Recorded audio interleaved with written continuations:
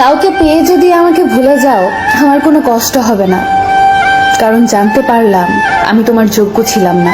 কষ্ট পাবো তখন যখন জানতে পারবো তার কাছে তুমি সুখী নেই। কষ্টটা তুমি দাওনি, ওটা আমার ভাগ্যে ছিল। চিন্তা করিস না, তোকে আর জ্বালাবো না। তোর ইচ্ছে হলে কথা বলিস। আজ হয়তো সময়টা খারাপ, কিন্তু সারা জীবন থাকবে না। তবে আজ যাদের চিনে নিলাম তাদের সারা জীবন মনে থাকবে। আমাকে আর খুঁজে পাবে না, কারণ আমি তোমার অবহেলার মাঝে হারিয়ে গেছি।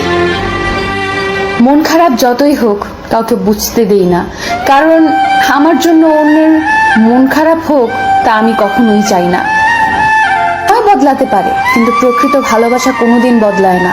হাজার ঝগড়ার পরেও সেই ভালোবাসা টিকে থাকে।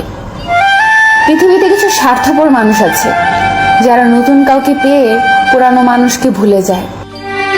যে ধোঁকা দেয় সে চালাক হতে পারে, তবে যে ধোঁকা খায় সে বোকা নয়, সে বিশ্বাসী।